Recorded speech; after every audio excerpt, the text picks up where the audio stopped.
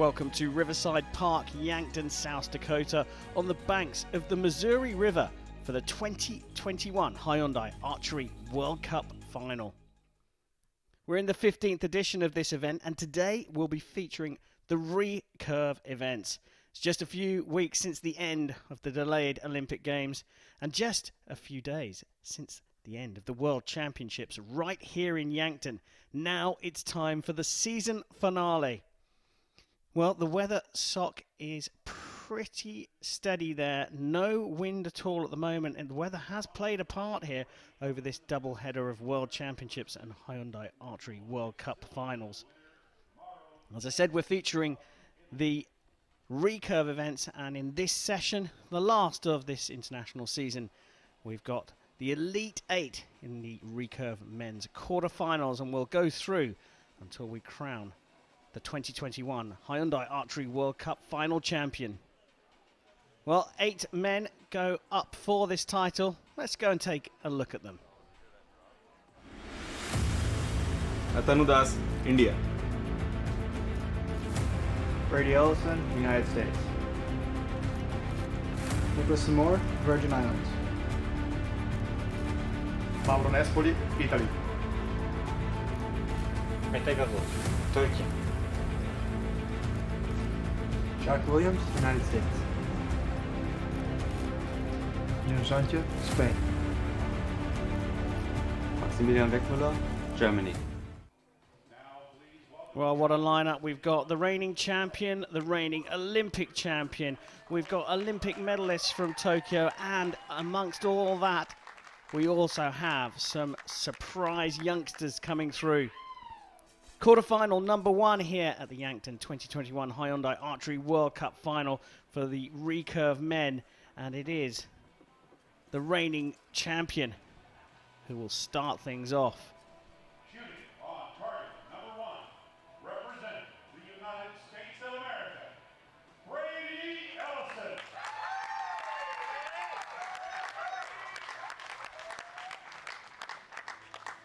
Shooting on target number 2, representing Italy, Mauro Nespoli.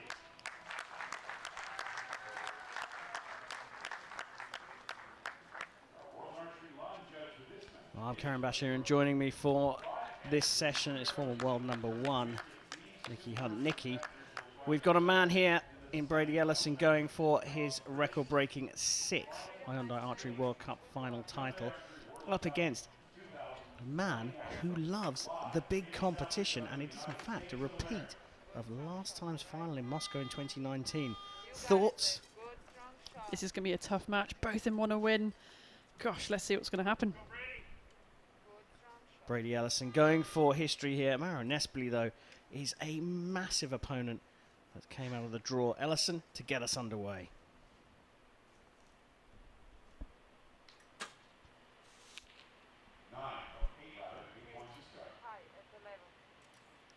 Looking slightly confused by that. Got Toya behind him, telling him where the arrow went.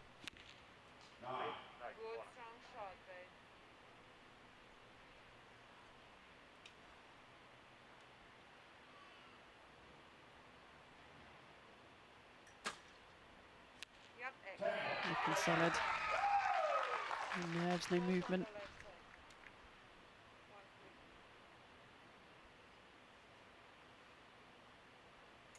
Nespoli, a little bit of movement on his side.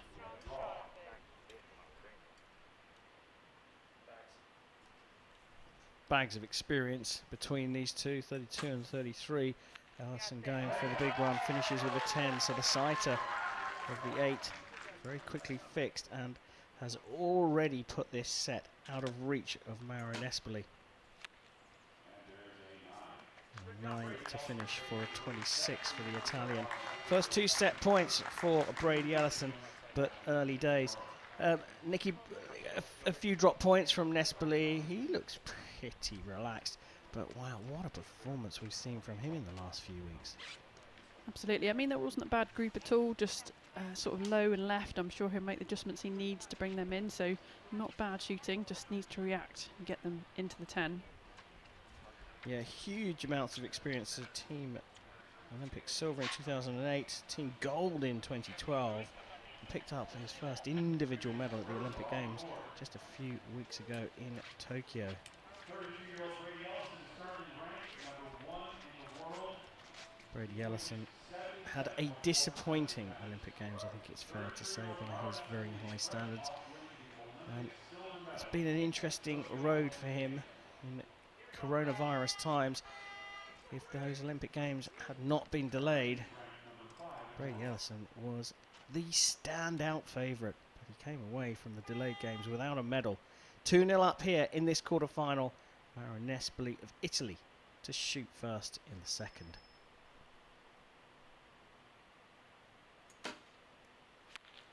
Good strong shot.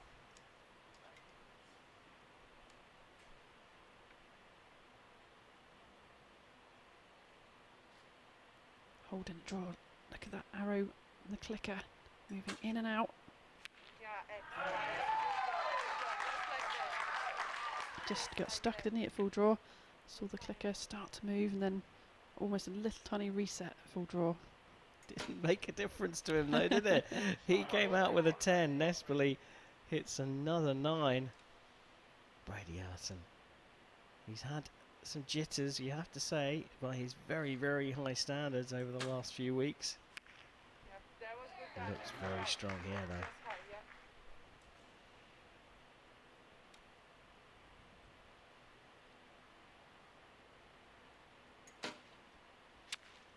Oh, just hitting his other arrow. Not quite getting the deflection into the 10 that he wanted.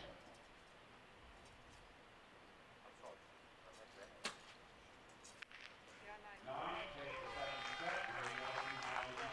Well, another set for Brady Ellison, looking very strong indeed. Not too much wrong with Nespoli though. He's just looking a little bit shaky, can see a few nerves, but you know, 3 9s just not normally enough at this level, particularly in these conditions, so he knows he's got to up that level a little bit.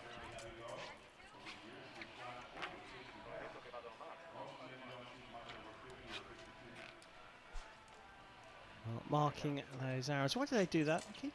So if there was a bouncer, the arrow came straight back out the target again, there would be a hole without a line on, and they would know the arrow had landed. And that would count even if it bounced out. Yes, so just watch Brady here with the arrow under the clicker. We saw a little bit of movement. I was hoping we would see that in the slow-mo where. So the clicker is like a draw length indicator, and as he comes through, you start to see the clicker start to drop as it slopes down the point of the arrow, and you can actually feel that pressure then if you move forward ever so slightly, and Brady got a bit of that feedback, and that's why there was a little bit of movement there. Well, made no difference. Stuck it into the 10 in spite of that. 4-0 up, so Nespoli has to fight back right now.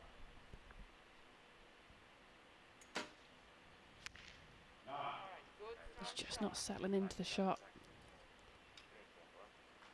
Again, watch Brady with the clicker. It's a 9 for sure. Quite different stabilisation setups from these two. Nespoli shooting flat with his sidebars, and Brady's pointing down at quite an angle. You're shooting good strong shot. But again, it's about what suits the individual archers, isn't it? It's not that one is right and the other one's wrong, is it? No, absolutely. It's all individual setup, how you like the hold, the balance, the feel of the bow, you know, when you're holding it at full draw, as well as how it comes out of your hand as well.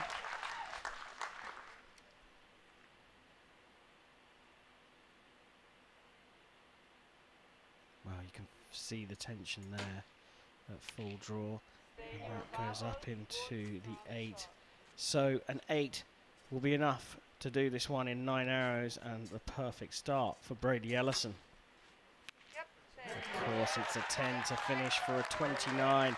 Solid shooting from the American, going for history here after his 6th Hyundai Archery World Cup Finals title.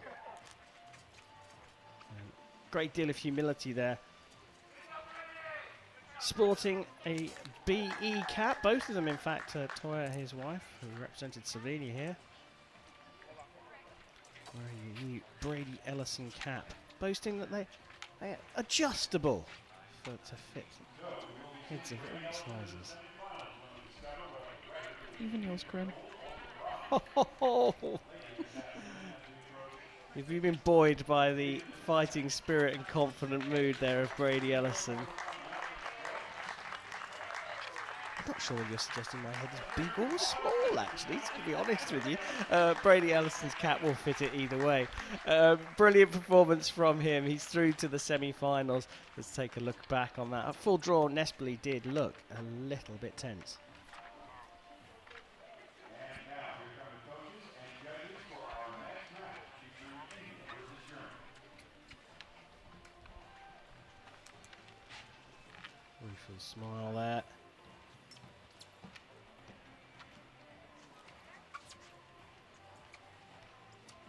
All kinds of expressions coming out on the face of Nespoli. Can't quite believe he didn't shoot too bad, but a couple of 8s in there, no 10s. Ellison not looking completely comfortable throughout, but did more than enough.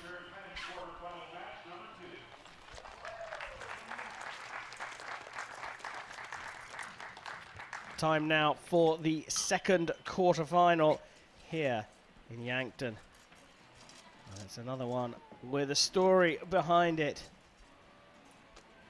We are going to see an Indian superstar go up against someone who's risen the ranks this season.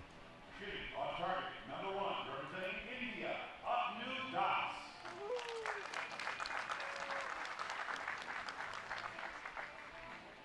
Shooting on target, number 2, representing Germany, Maximilian Wettmuller.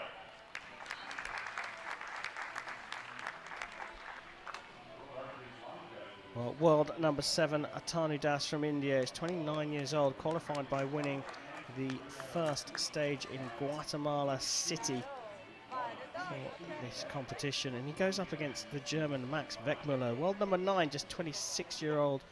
And he qualified as a point scorer. But Atanu Das has got a story behind him. Superstar, isn't he?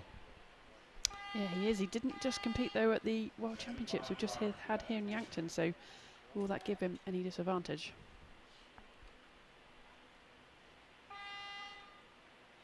Weckmuller, of course, did. But it will be Atanu Das to get this quarter-final underway, while number 7 shooting for a place in the semi-finals. Arrow from Atanu Das, 80 points.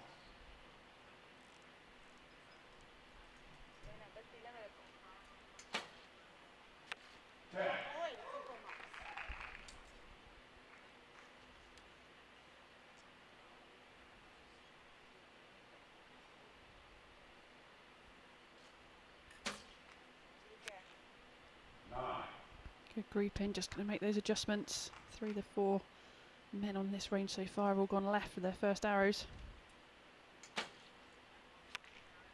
9.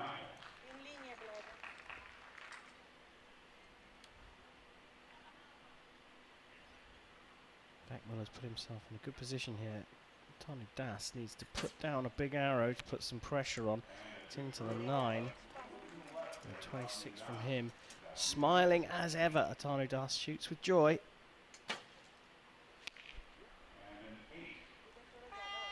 An 8 for a 27 is enough for the points, but a bit of a curious spread there from Weckmuller. But he does lead the German 2-0 after the first set. Yeah, I think, Atanu Das probably shot the better group, perhaps feeling a bit better about his shots and having a good confidence level. He's just got to make those adjustments to his sight, whereas, yeah, that was a little bit of an odd arrow, that 8 from Weckmuller. We thought he was sort of centred on the target and a little bit uncharacteristic to go out to the 8. Another husband and wife combo on the field of play. 2 quarterfinals. Brady Ellison teaming up with his wife Toya. And Atanu Das with his wife Deepika Kumari.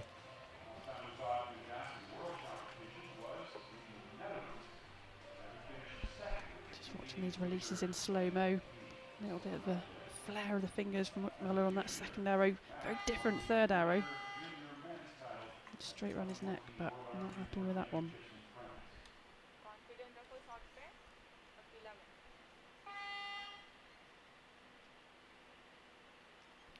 Time for the second set. Atanu Das trailing by 2. Gets us underway and gets us underway with a 10.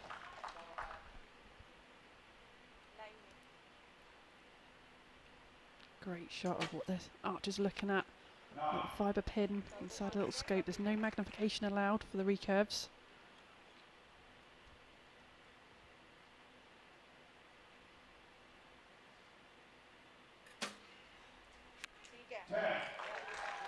Looks like he's found the right spot now. That first arrow, he just made an adjustment with his front arm to bring it across.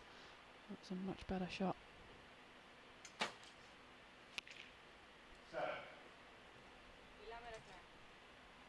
Well, you can relax a little bit here. Only needs a 7 to put this out of reach. Of course he won't. Here we're going for the 10. Just clipping the 9 for a 29, but it's all square.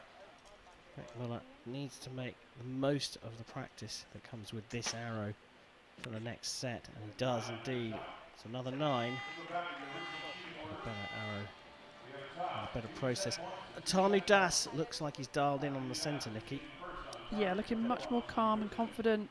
You know, I said before in that first set he shot a good group. He just weren't in the middle, and he's made that adjustment now. That first arrow, as I said, just moving it across with his front arm. He thought it was going to go a bit left again, making a fine adjustment. But Miller struggling a little bit and finding the middle.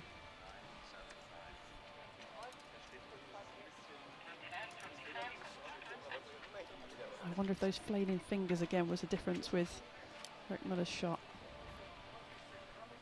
Smile again. Smiled at the end of the last one where he lost 2 set points. Smiled at the end of the second where he won them. Just a very happy man to be out here on the field. The season finale, it's got a little bit of a last day at school feel about it.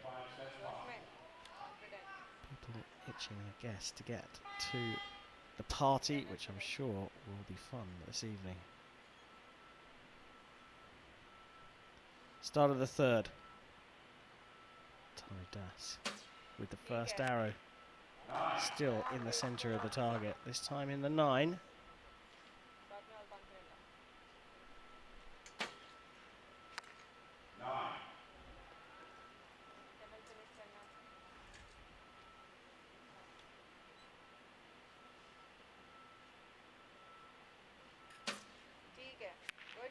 It's looking good, isn't he? Getting confidence. Still a little bit to the left. Another adjustment needed. Watch this release hand of Miller.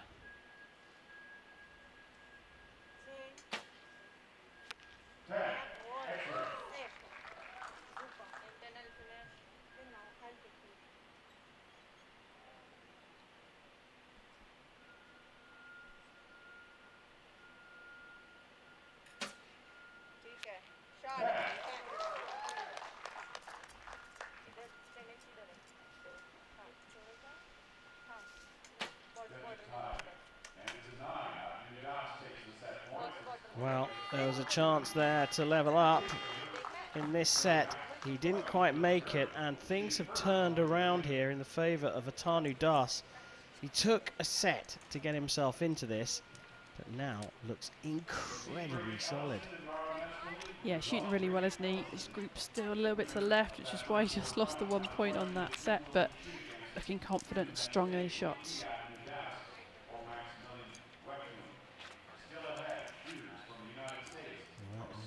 Das's target.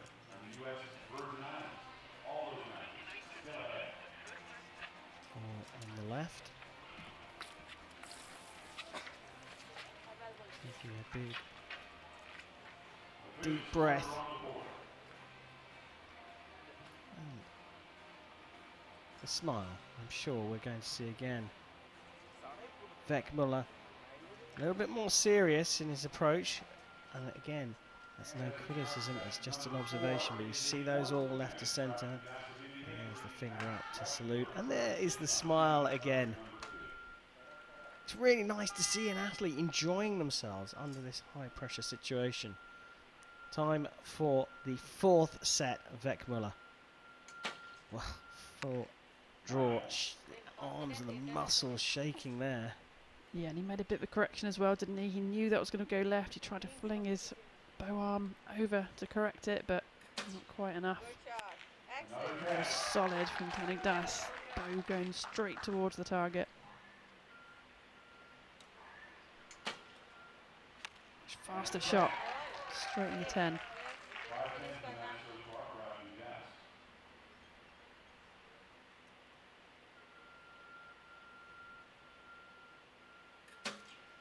ठीक है शाबाश then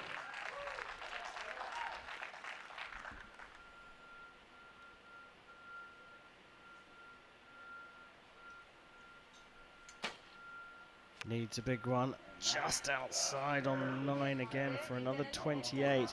So a chance here for Atanu Das to take this. Needs a 9, ठीक है good shot gets a 9, and he is through to the semi-finals here in Yankton, where he will face Brady Ellison of the USA. What a mouth-watering prospect that is. Atanu Das has set up a thriller here in Yankton, and he has shot brilliantly. One set to set himself up, and then it was all the way for India. पता नहीं नहीं दिख रहा है नहीं दिख रहा है 9 है I think इतना जल्दी दे दिया ना Waiting for confirmation, of course, and there it is. The fist bump. Mark of respect between all of the athletes and coaches. Well, coach on the Indian side is another of the athletes. Happens to be Atanu Das's wife, Deepika Kumari. Confirmation from the target judge as well. Atanu Das through to the semi-finals here in Yankton.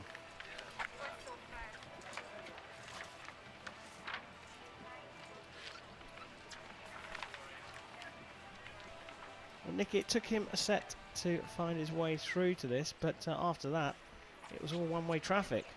Yeah, but I think in terms of his process and shot, he was great from the beginning. He was just a bit left. He had to make the adjustments on his sight to get into the middle. It took him an end to do that, and then it was 29 all the way to take the win.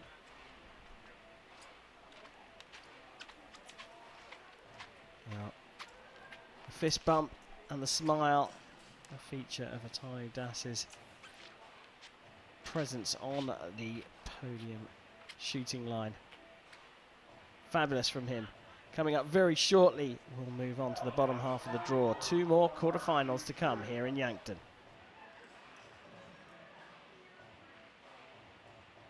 Question is, when was the Hyundai Archery World Cup first launched? What year was it? 1999? Was it 2006? Or was it 2012? And the answer is 2006 at Porch, Croatia, 15 years ago.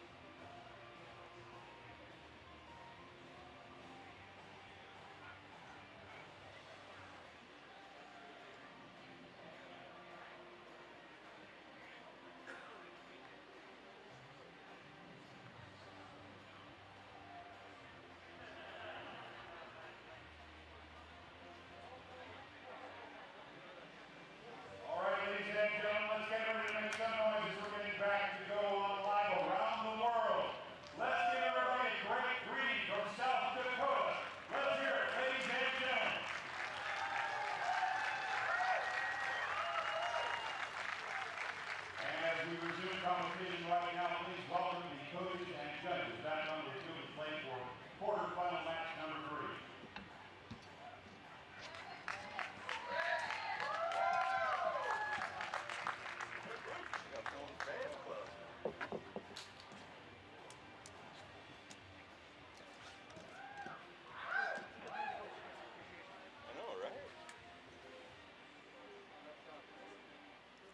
Welcome the athletes to the field of play for this Recurve men's quarterfinal. Time now for the Recurve men's quarterfinal number 3 here in Yankton, South Dakota. It's a Spanish teenage sensation going up against a youngster from the home nation. Shooting on target, number 1, representing the United States of America, Jack Williams.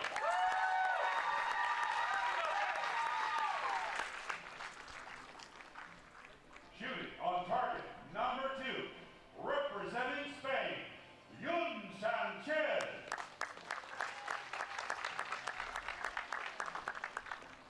World Archery Line judge for this match is Well, Jack Williams has risen to number 11 in the world, shooting for the USA, just 21 years old. Sanchez, just 19, came through as a points qualifier, the pair of them. And this is the future of international archery right in front of us, Nikki. Yeah, it really is. Two big names that have risen after COVID, doing really well.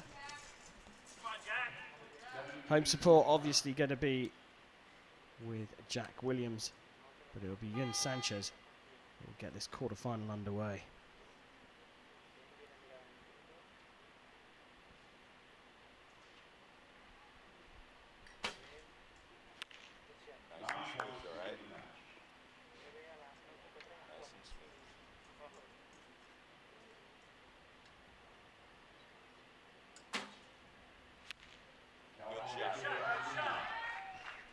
Good sighters from the pair of them. Good image there of Jan opening the bow in quite a Kiesigly style. Let's go, Jack. Good, strong shot.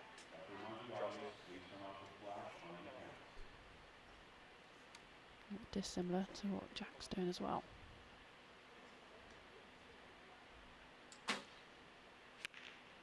Straight left.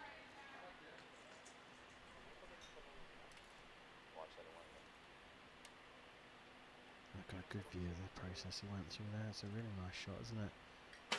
Last arrow can put this out of reach, but Strong shot. he's put it into the 7 for a 25, and that now means Jack Williams can take the points here.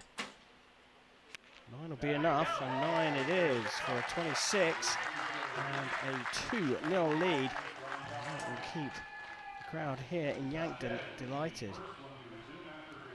So you talked about a particular style, mentioning a coach. Perhaps you better tell us a little bit more about that coach. Yeah, so Kiesigly is, one of the best coach in the world, based himself in America for many, many years now, and he teaches a quite specific style away from the bow. So you can see with these guys, they're both kind of opening the bow sort of wide, if you like, away from themselves, away from their face, getting to a draw length and then coming in to anchor. So it's quite specifically different because others kind of draw the bow in line with the body, so it's quite different.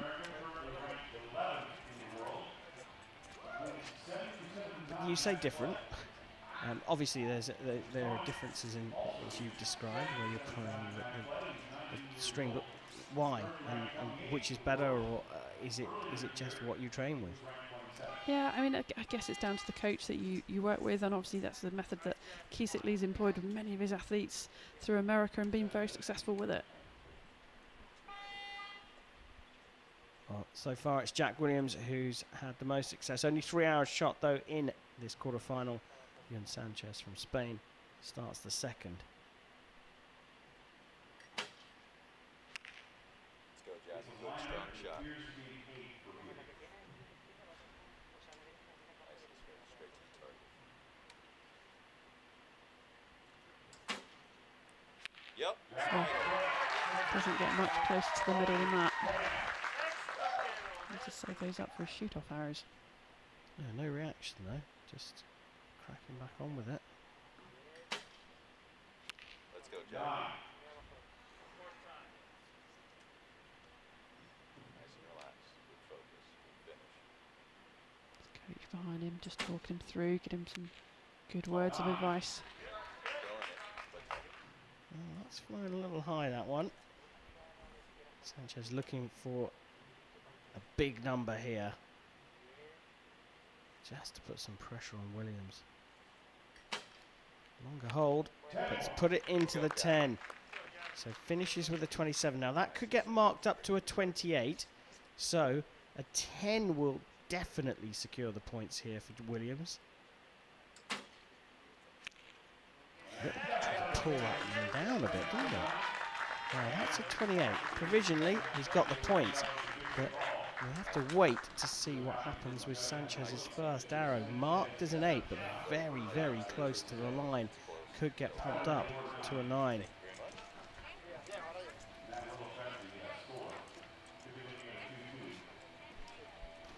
Looking at target 2 here.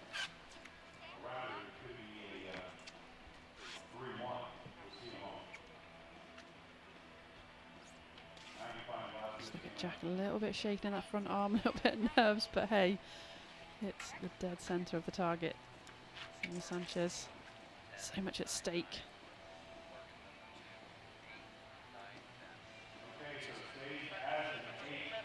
Well, it's remained an 8 for Yun Sanchez, and that means Jack Williams, despite his reservations with 1 or 2 of his shots, is 4-0 up. Can do this in 9 arrows.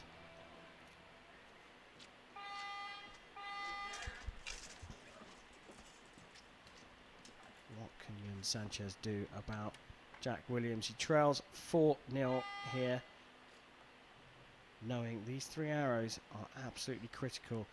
He has to at least equal what Williams scores to stay in this competition. let's go, Jack. Much longer hold from him, bit of movement we could see, but good result. Nice and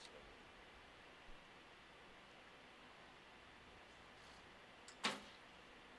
Yeah, there it is. Send me another one. Gets fabulous alignment, look at that elbow right behind him. Let's go, Jack. Good, strong shot. Nice and smooth. Look at the stance of these two as well, both very open in their technique. Standing on the line, opens the body towards the target a little bit Good more. shot. Well, they've matched each other here. Sanchez could do with another 10 here to put a little bit of pressure on Jack Williams. Let's go, Jack. Oh, that's a close one. It's marked as an 8, but with a start for a measure. A 10 will definitely mean a win for Jack Williams here, whatever happens to that measure. It's got a 9, so now the measure becomes all important. 28 for Jack Williams confirmed, a provisional 27 for Yun Sanchez. Nikki, any thoughts? I wrote down a 9 straight away. I thought it was in, but maybe it was that close. We'll have to wait for the judge to have a good look. Well, Yun Sanchez needs it to be a 9 to change the score to 5-1 and give himself a fighting chance here in this quarterfinal. If it's not marked up, he's out.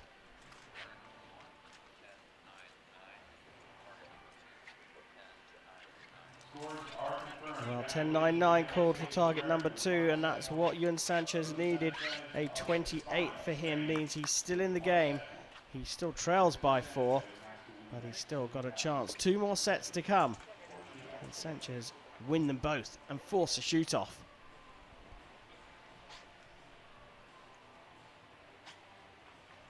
Just see that last arrow again. Jack trying to pull that arm down. He knew it was going to be high, trying to make that adjustment.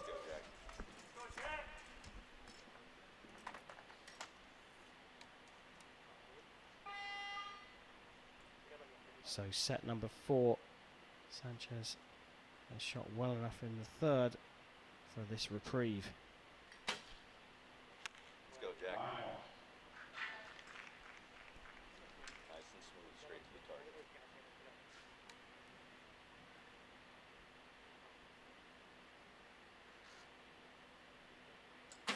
Slightly longer hold, Yep. bit more tension, but dealing with it really well.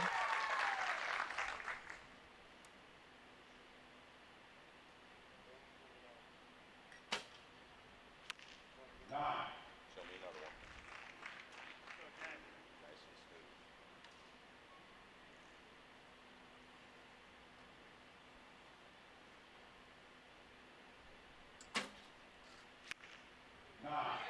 Arrows just seem to be that little bit high, don't they? Often he knows and tries to drag the arm down, but we didn't see any corrective movement on that one. Well, Sanchez now in a position where this is out of his hands. A 10 is a perfect Good, strong shot. shot from him though for a 28, but a 9 and levelling up on 28 is all Jack Williams needs to make it through to the semi-finals. And a 9 is what he gets for a 28. They share the points in the third, they share the points in the fourth, and Jack Williams is through to the semi-finals, beating Yun Sanchez of Spain 6 points to 2. Both the Americans are through. Ellison in the top of the draw, Williams in the bottom. We're yet to find out who he will face. Hyundai Archery World Cup final. And once again, congratulations, Yun Sanchez of Spain and Jack Williams, semifinalists now. And one more match to find out who will have to take on Jack. While waving to the camera, he knows where those are. Jack Williams is through, and the supporters will be delighted. And there's one youngster in the crowd who has been here throughout the tournament, both the World Championships, which finished last week, and these Hyundai Archery World Cup finals. She deserves a medal herself for supporting the home nation archers.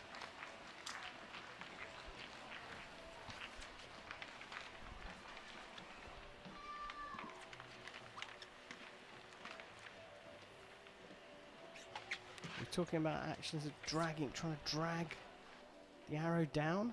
Yeah, he just looks like he's trying to drop his arm quickly, doesn't he? On some occasions his error tends to be high, and I think this one again, look, just trying to drag it down. He knew it was going to be high. Trying to do enough just to land it in the 10, but not quite. Time now for the last of the quarterfinals here in Yankton, South Dakota. And what another mouth-watering prospect we have. An Olympic champion up against a rising superstar. Shooting on target number 1, representing Turkey, Olympic champion, Mete Gazos.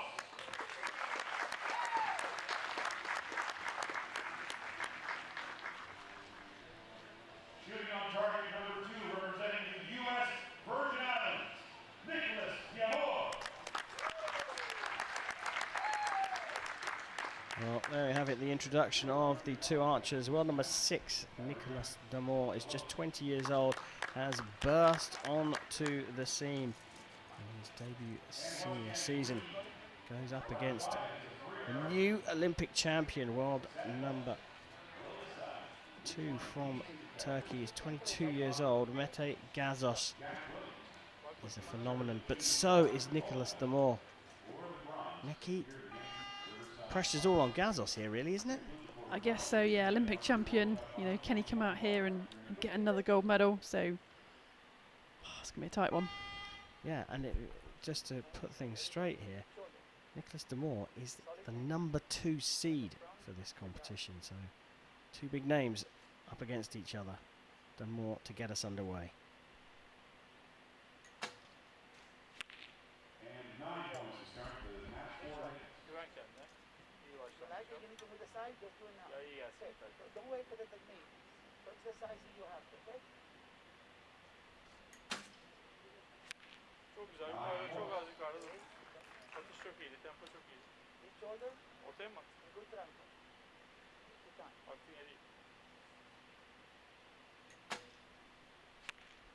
Just trying to guide it a little bit to the left, just low. It's been starred for a measure.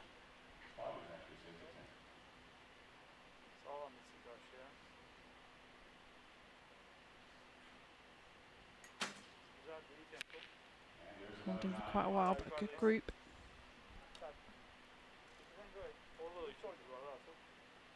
Strong ankle. Good transfer.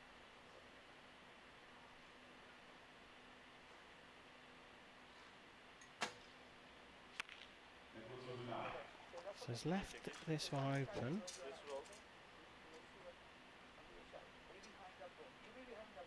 Nine star, the second one does look like it might well be out of the 10. So 10 could do it here for Gazos. He does get the 10. We wait because this is a provisional score. Nikki, what are your thoughts on that middle 9 for Damour? Yeah, it's difficult to say that one. It did look close, so the judge has got to make that call. Using magnifying glass on both sides. If they deem it to be touching the line in any way, it will be marked up.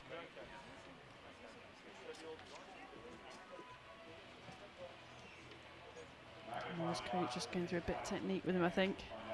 Just trying to keep the shot moving perhaps, and good execution.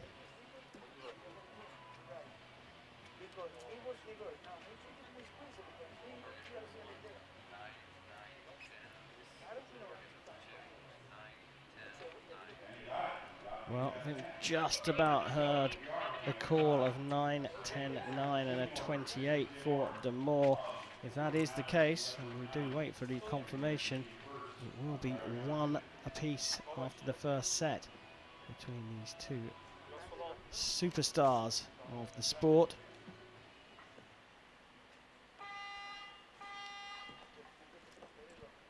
And there is a confirmation down the end of the range, 1 apiece.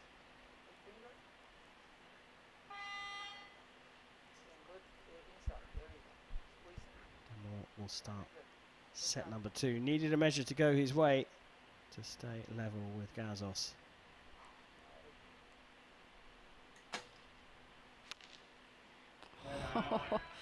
Another one really close again.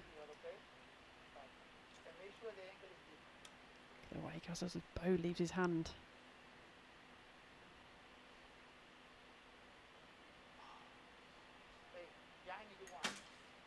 Completely comes out, caught by the bow sling.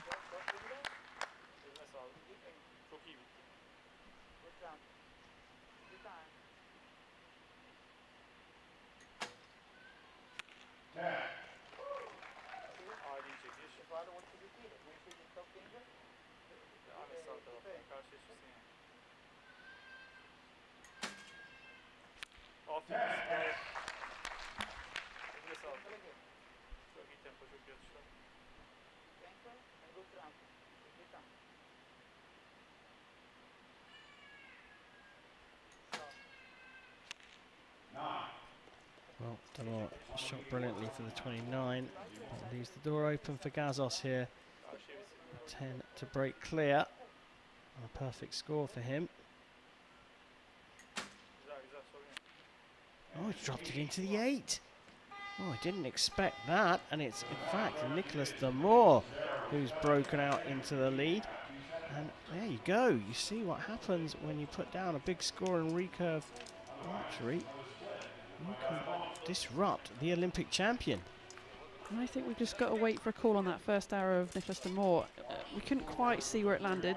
It does look like it may have clipped the line. Just to double check, we couldn't tell from our angle.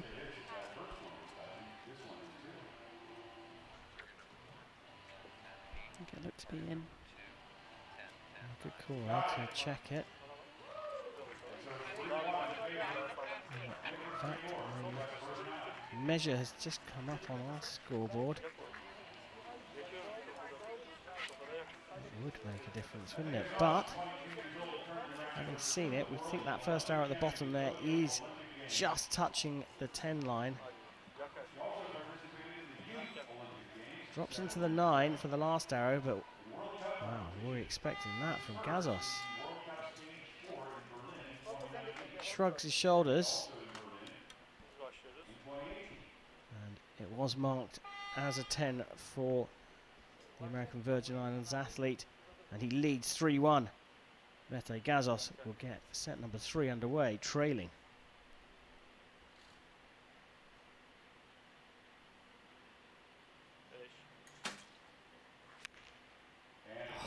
It's full of liners. Again, it looks close. Solid hit and good transfer.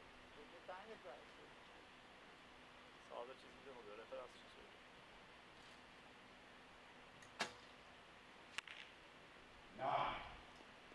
Neither archer really showing the nerves here. Mete spends a long time at full draw. Look at the clicker and the arrow, just no movement, so still.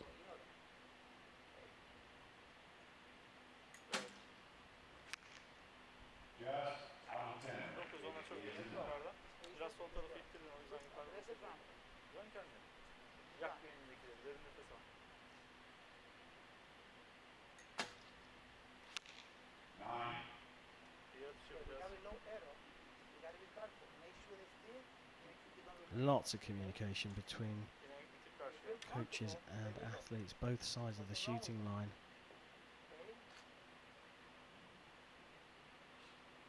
Long hold from Gazos. And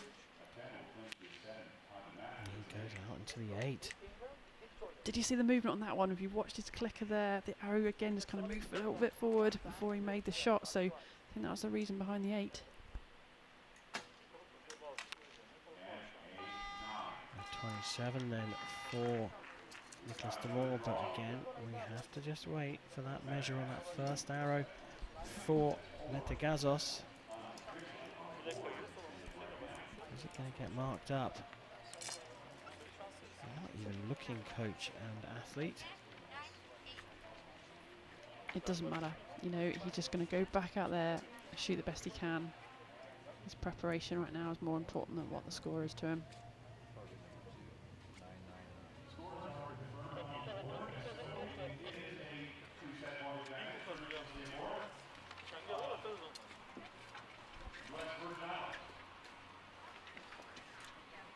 See that little movement, that's what we saw at the clicker. Little bit of a flinch, just a tiny, tiny one with the fingers. Nicholas has already shot 1 Olympic Games. He has shot 4 World Cup.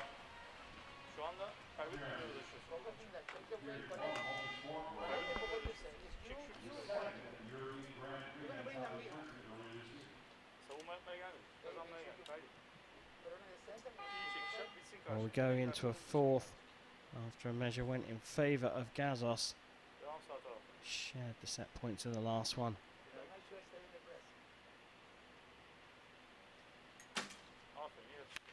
Gazos comes out and puts it right into the middle. Confident shot, that one. Exactly what he needed.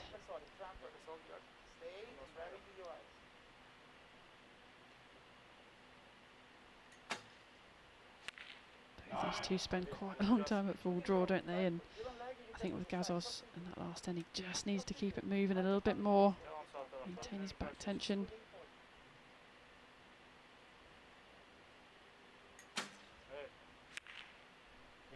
Saw a little movement of his bow arm to try and pull it across, but not enough. Will open the door for de Moor to get back in contention in this set.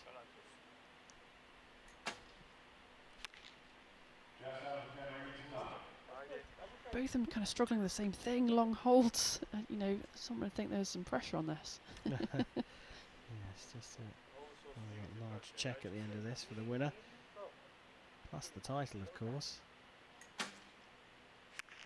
Gazos back in the middle, putting some pressure on the 28. That means de Moor needs a 10 as well.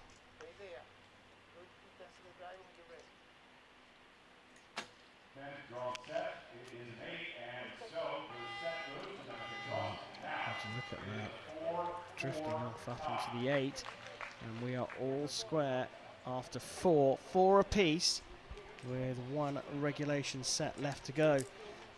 There's not really the consistency that you've talked about, which is required here from either side of the shooting line. Yeah, I wonder how much kind of fatigue mentally, physically towards an end of a very busy season for both these two athletes who have competed so much and at such a high level, but both, like I say, suffering from the same thing, really, just long holds. You need to keep that shot moving and execute it. Let's hear it for both of these competitors, ladies and gentlemen. The immense champion, the Olympic champion, Megan Gonzalez.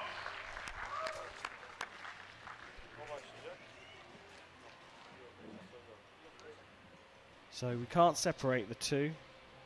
Demore opened up a 2-point lead in the second. Shared the points in the third. And Gazos fought back to level up in the fourth. So we're all square. Will this be decided on the next 3 arrows? Or will they require a shoot-off? Nicholas Demore to get us underway again.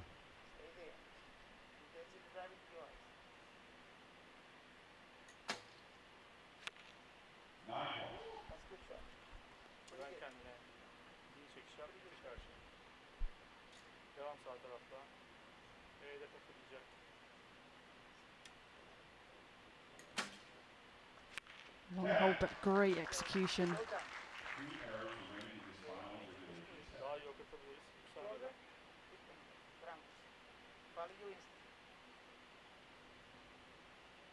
A bit more shaking from this side, a little soft shot maybe.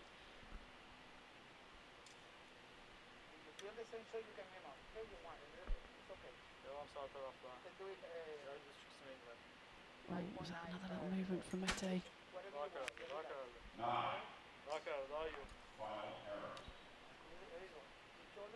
So Demore get the max and put the pressure on Gazos. He does. So 28 leaves Gazos needing the 10 for a win. A 9 will mean a shoot-off. Anything less, and Demore goes through. Oh, just when you need your best. Mete Gazos is there to deliver it. His best score, his best set in the whole match. And when the chance came, he took it. Gazos goes through 6-4 to face Williams in the semi-final at this year's Hyundai Archery World Cup Finals. A great shoot from Nicholas Demore of the US Virgin Islands, and genuine congratulatory hugs, commiseration hugs, depending on which side you're standing. Confirmation that Mete Gazos, the Olympic champion, rolls on here in Yankton. And scores are confirmed. The winner from Turkey, Mete Gazos.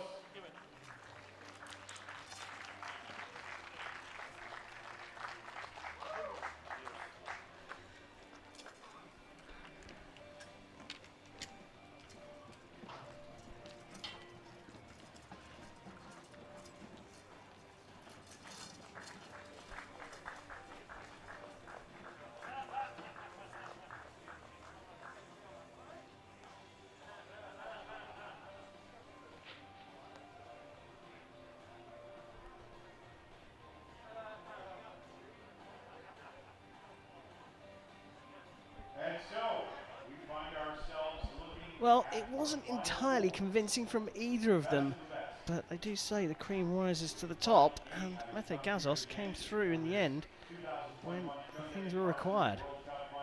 Yeah, he did. He did enough.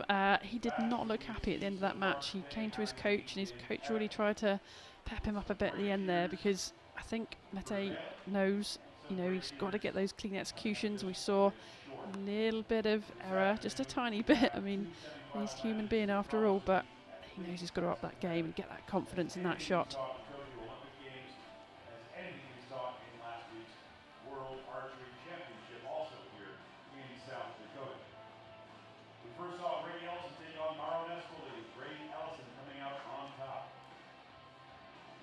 A little later today, we will see the results of how Jack Williams, who took out Yun Sanchez, will be meeting Mete Gazos of Turkey, the now legendary Olympic champion. The question on the minds of the media: Brady take his 6th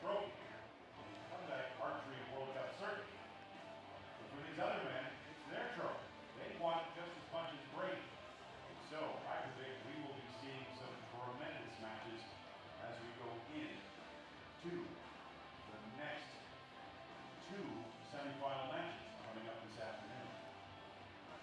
This morning we also got to see the very best of what Recurve women have to offer from around the world. Ultimately, it was Germany's Lisa Unruh who was able to persist and once again stand on top of the podium.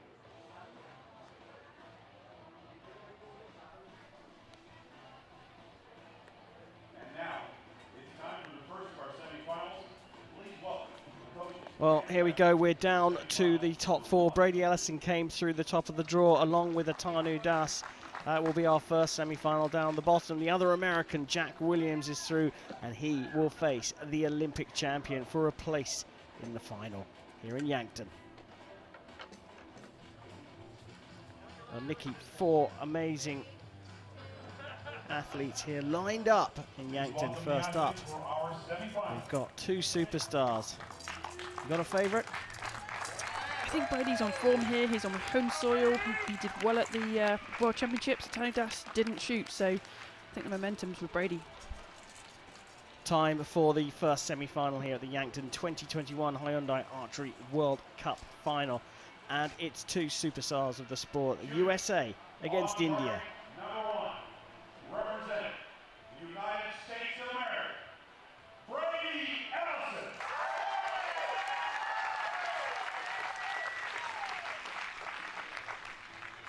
Shooting on target, number 2, representing India, Atanu Das. So the interesting subplot here, the 2 athletes standing in the coaching box. They are the wives of the 2 athletes. I wonder if this has ever happened before. But husband and wife partnership on the shooting range behind Archery World Cup semi-final. Did we have the Schlossers and the Gallantines yesterday or not? I can't remember if they were in the same match. Been a lot of archery here in Yankton for the last 10 days. Here we go now, though, for the semi-final. It's the guys at the front that we'll have our eyes on. Brady Ellison and Atanu Das. Ellison to shoot first.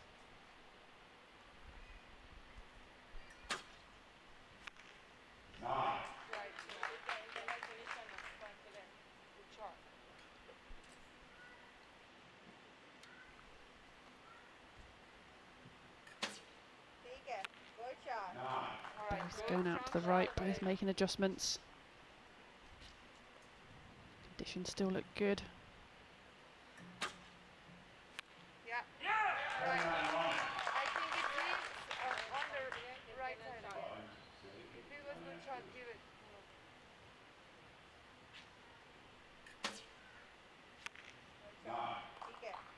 Good strong shot.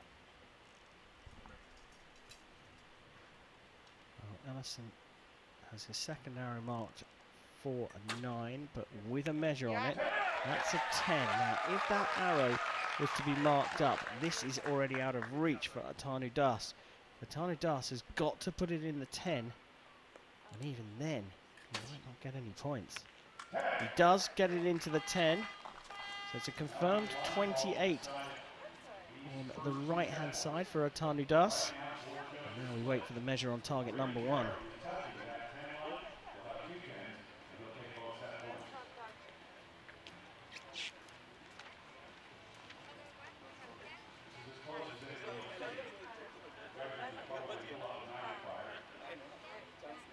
That middle arrow, that's the one.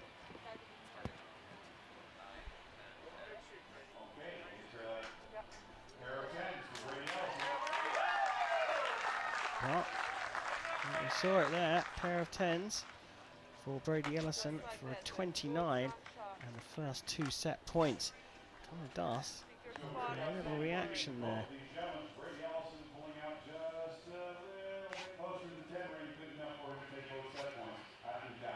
So, first set to Ellison. Atanu Das stepping up here. Shoots with a great deal of joy, shoots with a smile on his face. He needs that relaxation and calmness because the set system does allow for archers to fight back straight away. Needs a good first arrow in the second set.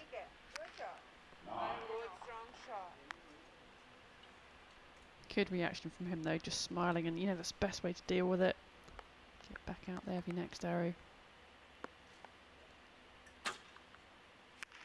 Good deep from Brady as well, everything slightly to the right.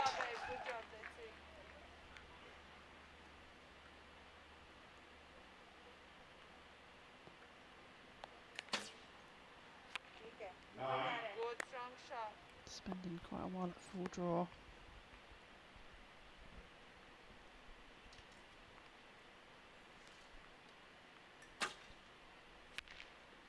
Right. On the left, it's away. Well, Das made a slight sight adjustment. He's got another big arrow here.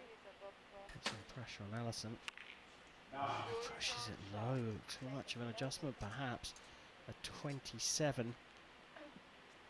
9 is enough to go 4-0 up. There's a 9. That's all he needs. 4 set points to 0 for Brady Ellison. Nikki, we've seen over the last few weeks at the Olympic Games, the World Championships, which were here as the first part of this double header in Yankton. There was some less perfect shooting, and more so the body language from Brady Ellison wasn't what we're used to. It looks a bit different today. Yeah, I think he's more in the groove again, isn't he?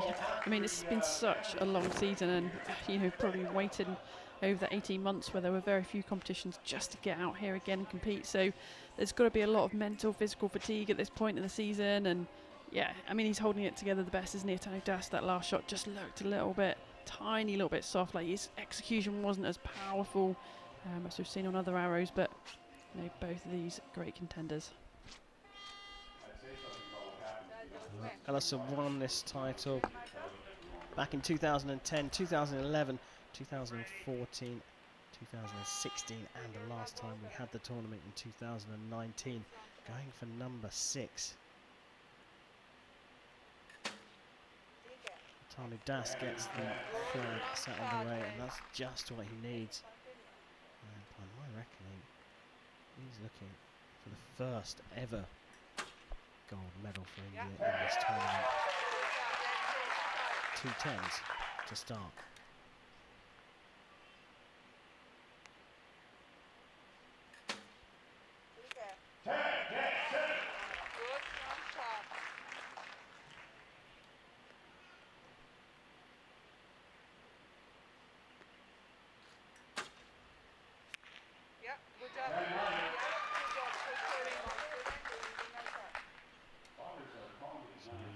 First perfect score here. We are. Tano Das with a 30. A little bit of pressure on Allison, but he's also popped 2 into the 10. He's put that one into the 9. Just goes to show what a little bit of pressure does. And we have a match back on our hands. Tano Das with a perfect 30 gets his first 2 set points. Brady Ellison doesn't look too worried about it, but it does move us on to a 4th set here. Yeah, a 29's not bad. Tano Das shooting brilliantly in that set. Really getting into his groove now.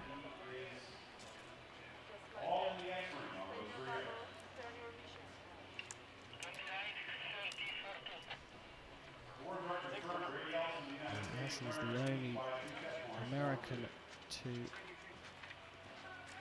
have won this tournament, and I reckon he's the only American to actually medal in this tournament. He's picked up a couple of silvers and a bronze, or a couple of silvers and a couple of bronzes along with his 5 titles. Incredible performance from him. Tano Das trying to at least mirror what Janta Talukdar did in Edinburgh in 2010, taking a bronze medal in this competition. Shoots first in set number 4. Good timing, good bow arm, good strong shot. So yeah, saying good timing, good bow arm. Really focusing on that, going towards the target.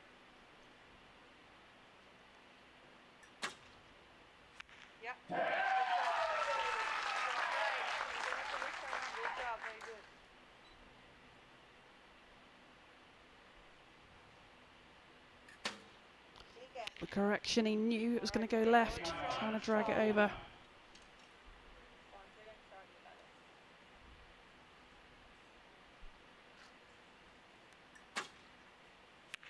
Good job, Dave. Just like that. Stay in your bubble.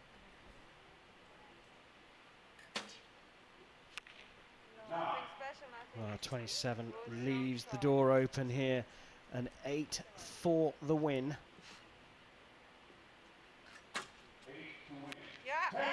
And he gets a perfect 30, as if to say to Atanu Das, anything you can do, I can do too. And there is the celebration. And he's allowed, they are husband and wife, that's perfectly allowed. Brady Ellison rocks on to yet another final. We will see Atanu Das in the bronze medal match, which is coming up a little bit later on. We have the matter of one other semi-final first to find out who Brady Ellison will face in his campaign for his 6th Hyundai Archery World Cup Finals title. What a brilliant match from him. Took 4, but he's through.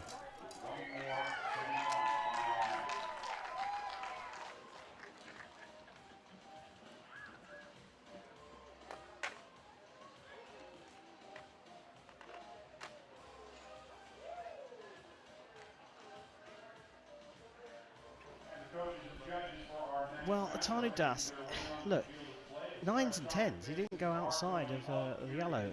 So not bad shooting, but up against a very determined American here. Yeah, not bad at all. Like you say, nothing left the goal, but just probably not enough 10s, especially when you're facing Brady Ellison, who's looking for his 6th crown here and shooting with such consistency. Yeah, sure is. And Das got a 30 in there, a perfect score. But Ellison then said, well, you know, I'm going to let you get away with doing that on your own. Time for the 2nd semi-final here in Yankton, the Recurve men's individual competition. USA already have 1 man in the final. Going for 2. But he has got to beat the Olympic champion to make it. Shooting the semifinals on target, number 1, representing the United States of America, this is Jack Williams.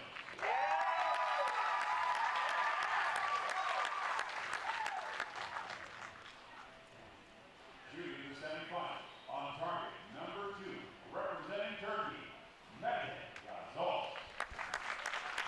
Well, a 21-year-old against a 22-year-old Jack Williams from the USA is the world number 11. Mete Gazos, the world number 2. He is from Turkey. He has just won the Olympic title in Tokyo and riding very high and very determined still to carry on and shoot at his very best. Having come out of Rio not getting a medal, he started a mantra, only until it's done, or something along those lines at least. Not really a literal translation from Turkish, but he did do it in Tokyo. But the hunger is still there.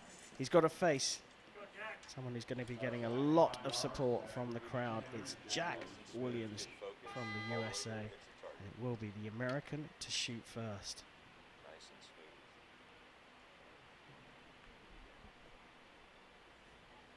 smooth. Yep.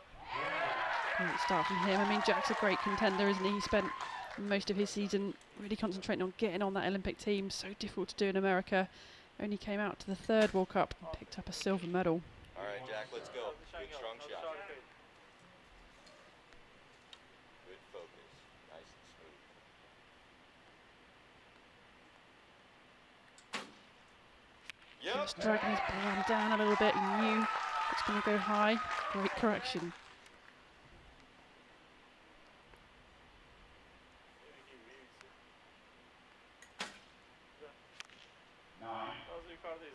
Good strong shot. Nice and smooth. Good eye focus. Williams going to put this out of reach. Yep. Yes, he does.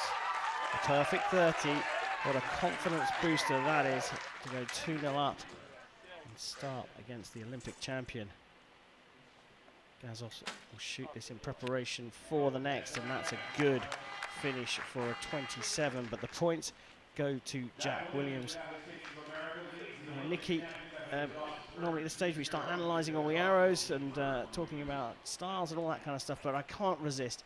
The wonders of social media and communication around the world have meant that one of the world's very best coaches, Ki-Sik Lee, who you mentioned already, has actually been in contact with us to describe why he coaches the method that you were talking about earlier on. First, before you get into what he says, just refresh us on what you were talking about with the draw. Yeah, the Ki-Sik Lee method is slightly different in the way the bow is drawn. So most archers draw it very much in line with the string and alignment of the body, but in this technique it's drawn kind of outward a bit more. And Ki-Sik Lee talks about, it's for injury prevention of the rotator cuff, and it calls it angular drawing rather than linear drawing. So, it's just a different method of getting into full draw, which has been developed and obviously used very well by some of these top athletes. Well, thank you very much, Mr. Lee, for being in contact with us. It's great that you're watching. I hope you're enjoying. And thanks for the update. As you say, coach education. Part of that is the priority of keeping the athletes safe. Set number 2 here, though, and it's Mete Gazos who is in a spot of bother, shooting a 9 at the start of the set.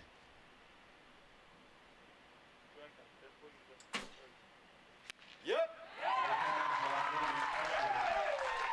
Looking so comfortable and calm.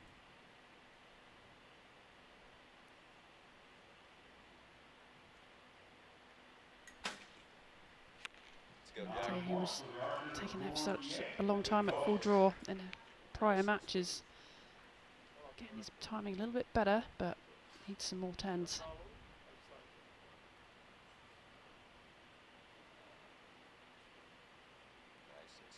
Long hold here, you can see the movement. Yep. But wow, straight in the 10 again.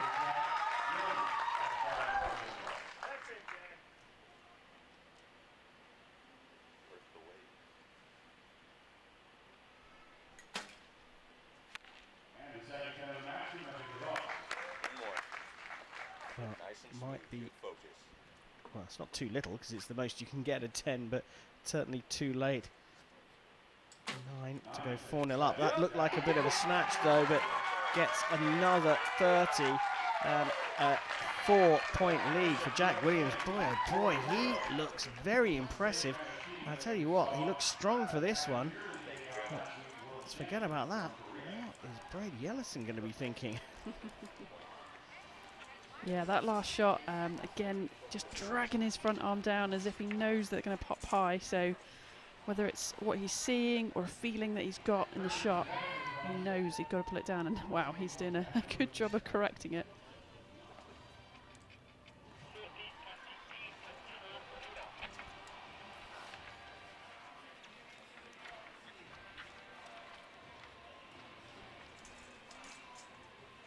Confident. Looking at the young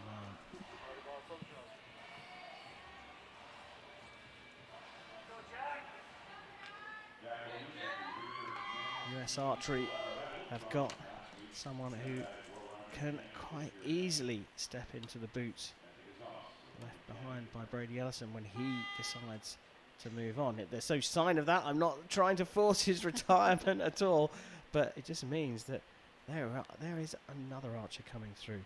Gazos behind by 4, shoots first in the 3rd. Let's go, Jack. Nice and smooth. Good focus.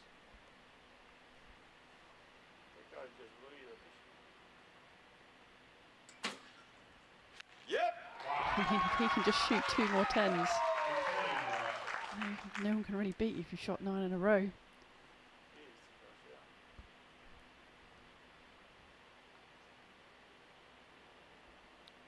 Arrow under the clicker. Quick running movement. Let's go, Jack. Nice and smooth. Nice and smooth. Good focus.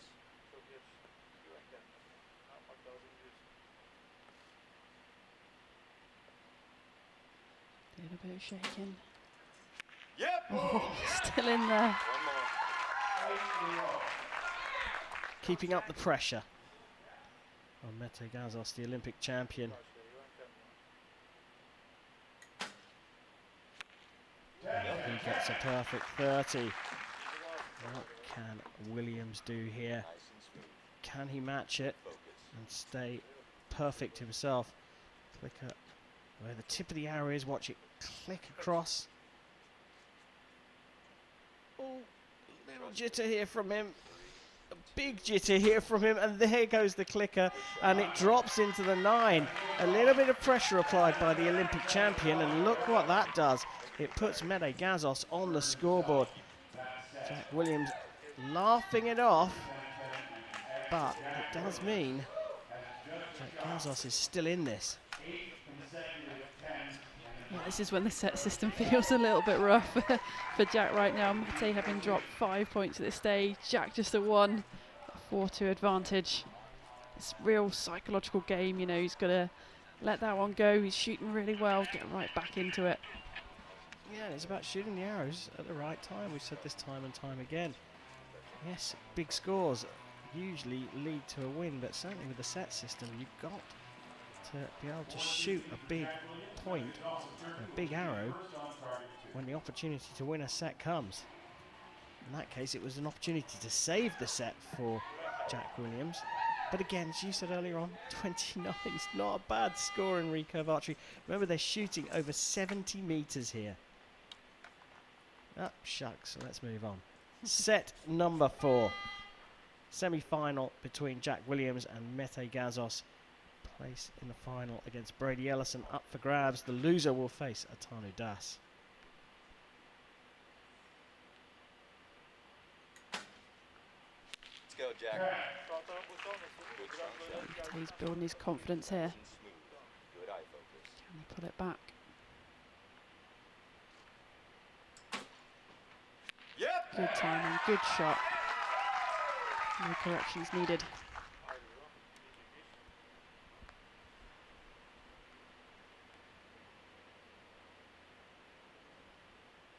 A little bit of movement, a little bit of nerves. Look at that clicker wandering.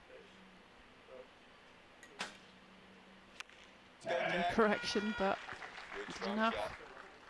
Nice and smooth. Good focus.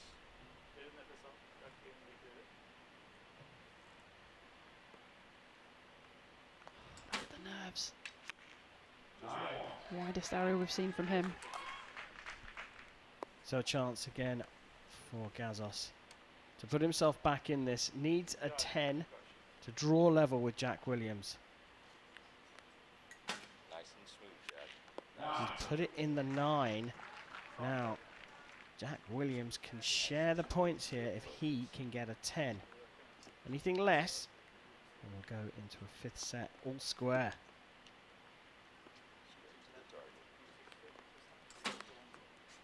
Yep. Yeah. Did it when it was required this time for a 29 and a 5-3 lead. We go into a 5th, potentially deciding set. If Gazos can win the next set, we will have a single arrow shoot off to see who will make it into the gold medal match. Gazos clapping himself, trying to motivate himself. Yeah, that's probably the most energy I've seen him with. He's back on with the confidence now. I think he lost his confidence a bit through the quarters match where he did have a tiny little flinch and he's been struggling at full draw, isn't he? But he's got the motivation now. He's got the drive. He's got the swing of the pendulum. It's all going well. What can he do in the 5th? He's got to win it outright to force the shoot off.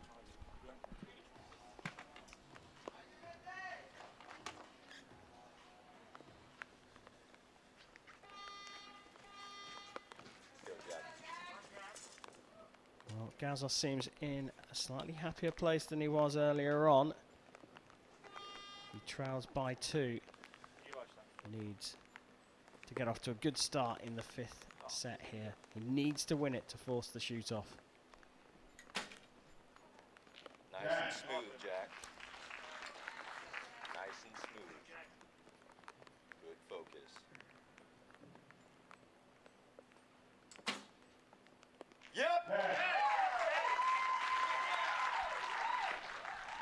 sense of tension creeping into a Williams draw here. Gazos looking a little bit stronger.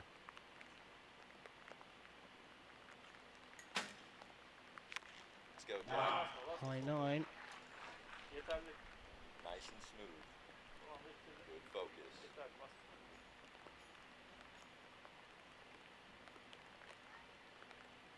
A bit of tension. Yep. This is the highest quality match we've seen so far. Gazos no longer has this within his grasp.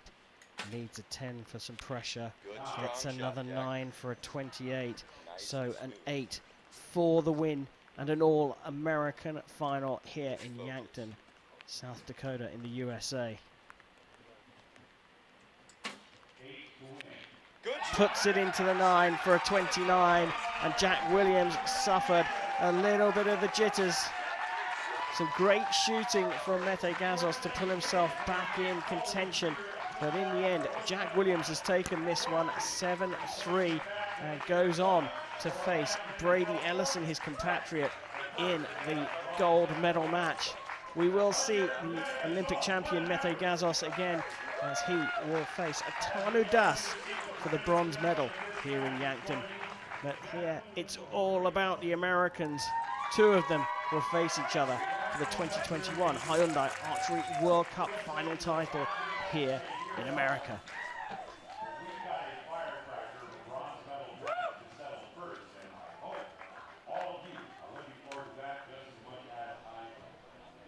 Well, you mentioned how high quality this match was, and in the end, there's 2 9s from Gazos, the Olympic champion, that opened the door for Williams to take it through to an All-American final. Yeah, I'm really impressed with Jack Williams. I mean, dropping only 3 points through that 5-setter match. This is going to be quite a final. You know, he's going to want to win this. Pressure's on Brady. Can he get his 6th? And, you know, equal Sara Lopez with that record. A lot of pressure on him. Who's going to win?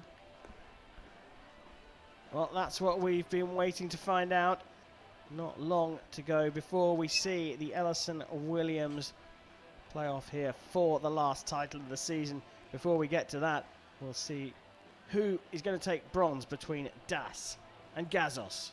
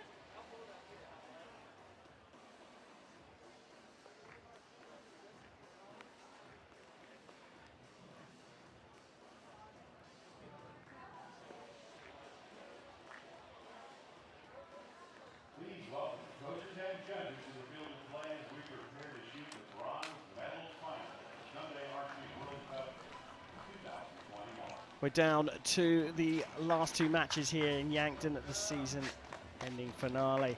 First up, we are going to have the bronze medal match between the losing semi-finalists Atanu Das and Mete Gazos, and then it's time for the All-American final between Brady Ellison and Jack Williams. Here come the athletes for the men's bronze final. Time for bronze in Yankton, South Dakota at the 2021 Hyundai Archery World Cup Finals. Olympic champion versus superstar from India. Turkey versus India. Let's go down for the introductions. Shooting for the bronze medal on target, number 1. Representing India, this is Atanu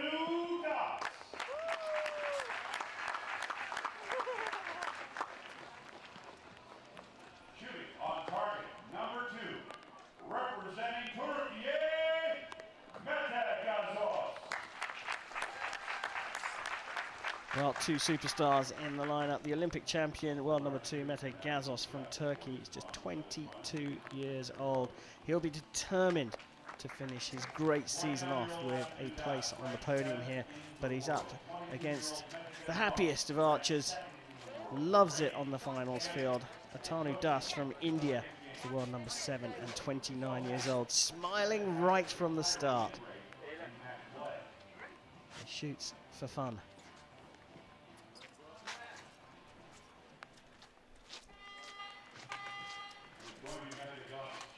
Time to find out who is going to win the bronze medal here in the Recurve men's tournament of the 2021 Hyundai Archery World Cup Finals. Mete Gazos, the Olympic champion, will get us underway. Much quicker shot than we've seen so far through this tournament. A little bit high, perhaps a bit more explosive.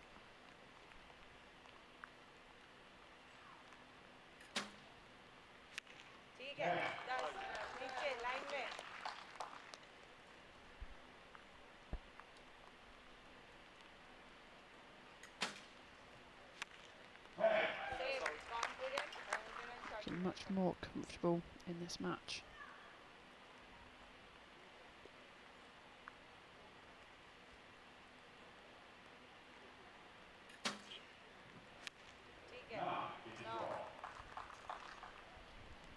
So all level.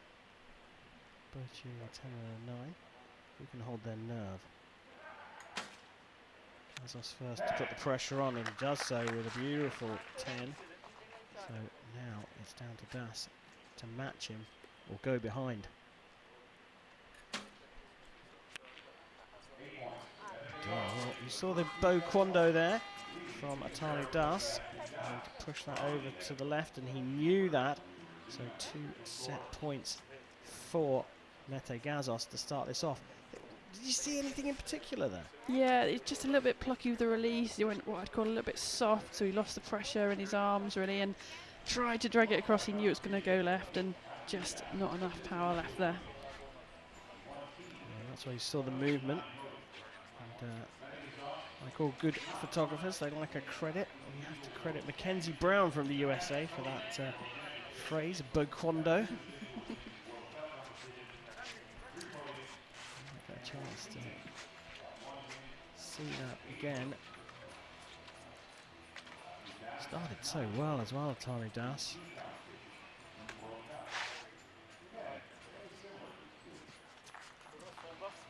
Gazos used that 9 as a sighter. If anything, it went further and further away for Atanu Das. There's the hand. Yeah, just see a little bit of movement and then trying to bring it across. So Das trailing after the first set. Will shoot first in the second.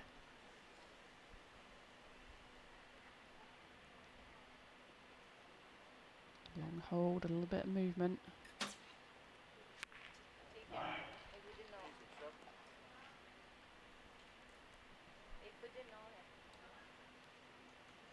Can Mete keep his timing?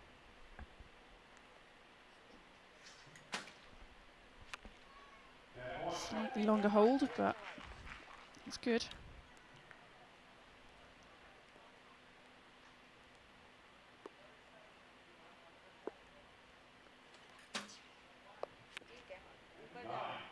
Good group in there, and a smile this time from him. Another movement of that sight. Yeah, a couple of clicks from Das.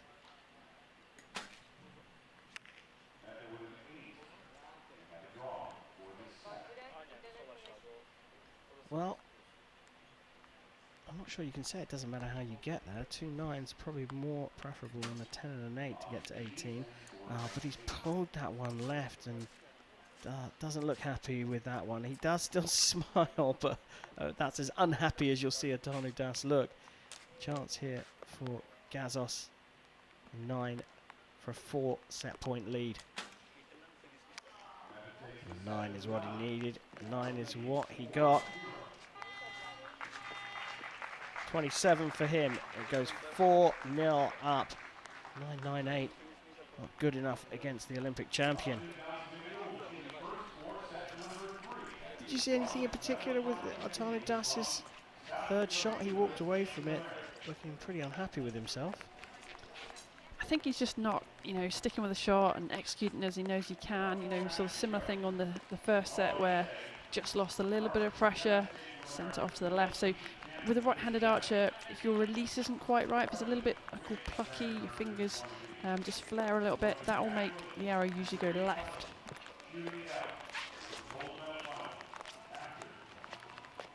Let's see in slow-mo if we can see anything different. It's not very slight, isn't it? But they are 70 metres away from that target. Oh, don't forget he made that adjustment as well with the sight just before, so perhaps that played a part. A little bit of sympathy, and that pitter-patter is, well, the rain has started to fall. It's very light at the moment, won't really affect the archers just yet. Won't have to get any heavier. We might see the towels come out. Start of set number 3, Atanu Das looking to keep himself in this bronze medal match. Another adjustment there. Just probably losing the pressure, I think, a little bit of the shot. That arm coming over.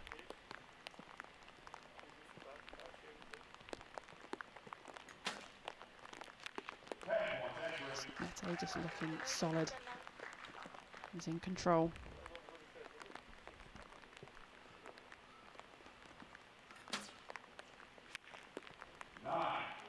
There's just tiny differences between these shots. Just a little bit of pressure, a little bit of balance.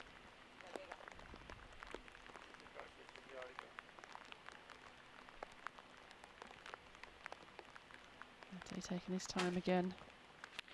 Good result. Looking very strong now. The Olympic champion for a bronze medal. Atanu Das needs to keep the pressure on. And he does it with a 10 and a 28.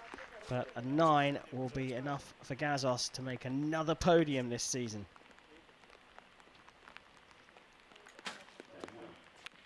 Oh, he puts it in the 10 for a perfect 30. What a shot from him, and what a 9 arrows to take the bronze medal. Goes to thank his coach who's been by his side throughout. Gracious Atanu Das and Deepika Kumari congratulating coach and athlete. Turkey's Olympic champion will be on the podium, not on the top this time, but he will be standing on the bronze medal step here in Yankton in the USA. Just came into form at the right time there. I think the pressure was off for him because he's thinking, I'm here for gold, I'm here for gold, I'm here for gold. As soon as the gold is gone, even though there's a bronze medal at stake and there's a lot of Swiss francs as well that come with that bronze medal, it's kind of like the job was to win the gold medal. I haven't done that, so I can just switch off all the worries.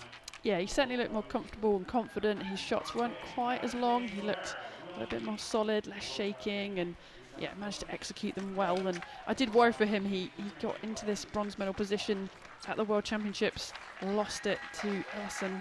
I did wonder if we were on for a repeat of that, but he held himself together really well. Certainly did. Mete Gazos will be on the bronze medal step of the podium a little bit later on. Next up, we are going to see 2 Americans shoot off for gold. Here coming athletes representing the United States of America, shooting for gold. Time now for the All-American final here in Yankton, South Dakota. It's the gold medal match of the 2021 Hyundai Archery World Cup final. We have a 5-time winner going for a 6th title, and only the 2nd American to get on to the podium in these championships.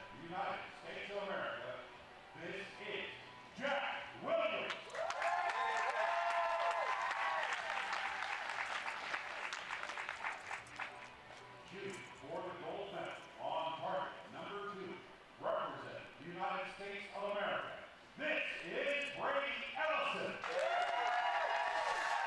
2010, 2011, 2014, 2016 and 2019 champion Brady Ellison picked up the silver in 2012 and 2017 and got bronze medals in 2013 and 2018 at these championships. It's a phenomenal record. He's going for history, becoming the first man to take 6 Hyundai Archery world titles. But history's already been made because Jack Williams is only the 2nd American to guarantee a podium spot at these Hyundai Archery World Cup finals. What a thriller we have in store. Can Brady do it, or will his compatriot knock him off his perch? Ellison will get us underway in this gold medal match.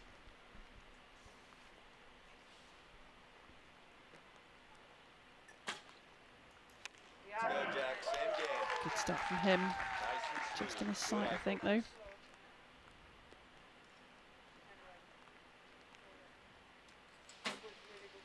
Again, we see that drag of the bow arm down like we did in the semi-final before. He shot so well there, though.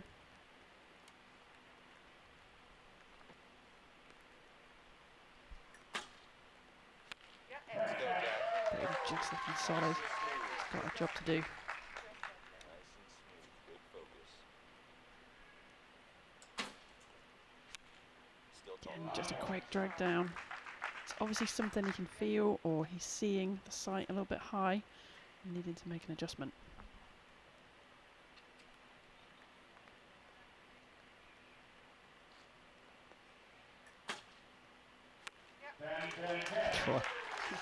What a solid start here for the man chasing 6. You wouldn't think there's any pressure on him at all. He's taken the first 2 set points, that's for sure. Yep, there you go. And there you go, is what the coach says. Jack Williams gets it into the 10 for his first 10, but set already out of reach. Brady Ellison's looking so strong though, Nikki. He looks so in the groove, so serious. You know, here to get his job done, doesn't he?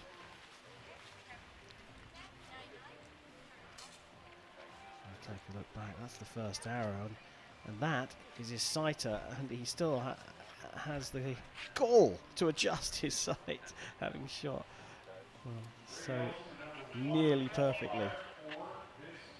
That's why he adjusted his sight just a tiny little bit. Just outside the X-ring, wasn't it? And the next one was in. Amazing. Perfectionists, archers, amazing grouping from him. We need to see Jack Williams come back here. I thought he might be a little bit more nervous up against his counterpart, his countryman, Brady Ellison. They know each other, they shoot on teams together. He knows what aura Brady Ellison comes with. Sometimes that can be worth a point or two. It's an interesting dynamic. Teammates against each other in a gold medal match. Williams trailing by 2, shoots first in the 2nd set. A little bit of nerves, a little bit of shaking. Yep. Well, that yup will be music to his ears. It's the coach with the scope in the background there, confirming a 10. Ellison Go, Jack. opens the door. Nice and smooth. Good focus.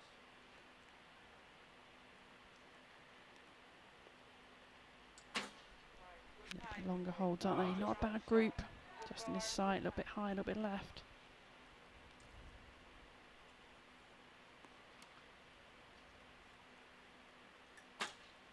That looks a bit different, that shot. Slightly different timing as he released, but right into the 10. Nice and smooth. Good focus. Straight to the target. Door open again here. A 27 against Ellison usually isn't enough. He's got room here, and 9 is good enough. Well, 9's not good enough for most people, not for Brady Ellison. Gets a 29 to go 4-0 up. And that's 3 points dropped. And what's going on here? Looks like he's just adjusting his clicker. So whether he felt it was too easy to come through the shot or taking a little bit too long, just a tiny micro adjustment of his clicker. So he's just tightening it up. I just No, explain. he looked like he was just moving it slightly, so I couldn't tell if it was pushing it out or pulling it in, but That's that draw length indicator. So as you're at full draw, just making that last execution movement, that will dictate, whether he needs a little bit easier or a little bit harder to come through. We take a look back on this, and perhaps you'll be able to spot this. You're looking for the tip of the arrow on Brady Ellison's draw. You can't see it there because it was just on a wide shot. It's a lovely shot to see the stance, of course. That's the shot we need to see, but with the other archer, here we go. Any indicators there? It's hard to tell. Like, if an archer's at full draw for a little bit longer than they'd like to be, then they might just push it out a little bit, just make that a little bit easier. Well, there you get a brilliant shot of the flight of the arrow down the 70-metre range. And the look of, well, no passion really from Brady Ellison, trying to keep himself calm. Start of the third. Williams trails by 4. Yep. Just about clips the line by the looks of things. Marked for a measure and a 9. So we'll have to wait and see on that one.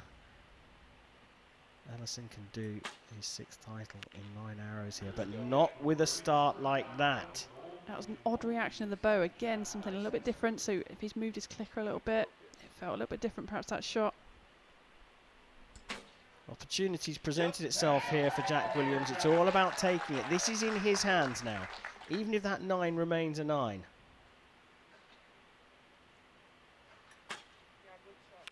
That looked better, didn't it? Straight in the 10. Well, a 10 puts this out of reach. Yep. He's put it in the 10. Williams remains in this competition. A provisional 29 could turn to 30. But Ellison can only get 28. Of course, that is what he does get. A low 8 from him is uncharacteristic, but it's opened the door for Jack Williams. And the critical thing here is when the opportunity came, Williams took it. Yeah, he's put as much pressure as he could on Brady. That's exactly what he needed to do.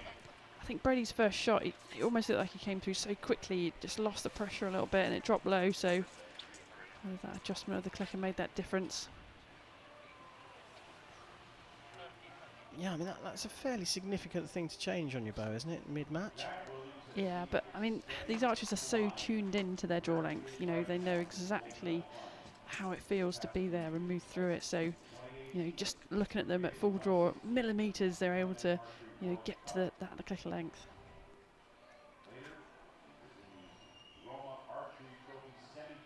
Jack Williams has fought his way back into this one, forced a 4th set here. Trails by 2 still, so we'll shoot first in this 4th set. Can he push this to a 5th?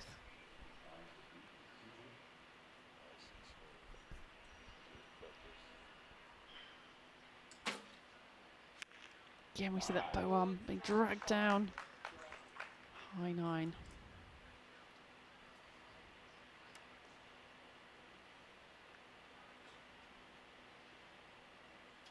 Longer hold. Good strong shot, nice and smooth. Good focus. Good finish. Shaking again. So much at stake. Dragging down that bow arm. You got it. You're finding the ball.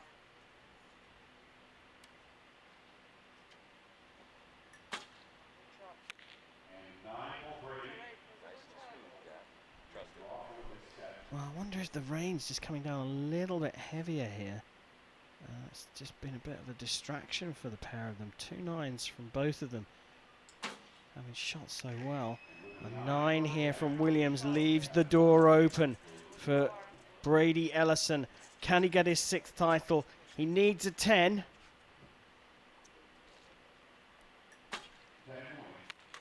Oh, just outside by the looks of things. And look at the frustration there. Oh, so close, Toya. I was so close, he's saying to his wife, who's acting as his coach here. What a thrilling encounter this has turned out to be. The pressure there from Ellison. He's trying to make a little bit of a joke of it. You can understand why as well. Yeah, he's got to deflect the pressure and the disappointment of that. You know, he knew he could have closed it up there, but he's given Jack Williams a chance now. If he comes back and wins this next set, he could push it all the way to a tie. Five-time Hyundai Archery world champion is able to see the funny side of a history-making miss, effectively. He's still obviously in this, but has to face a fifth set. Not quite there yet, Mr. Ellison, not quite there yet. But great to see those emotions. Curious from Jack Williams with that last arrow. He thought that was going to go in. But that was so close.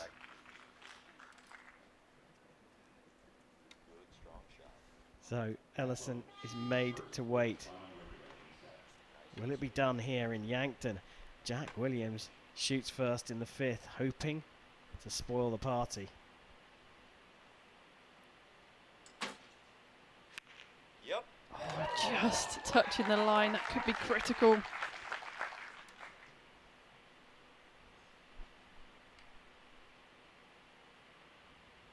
A bit shaking, a little bit of nerves creeping in. We haven't seen much of that at all. He's been so solid.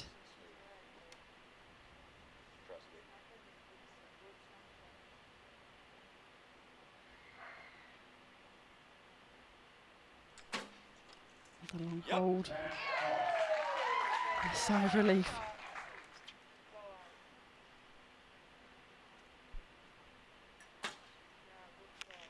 Better from Brady, better timing, better execution. Well, Nicky Hunt thinks the first arrow is a 10 here for Jack Williams. Will he force a shoot off here with another 10? He gets it into the 10.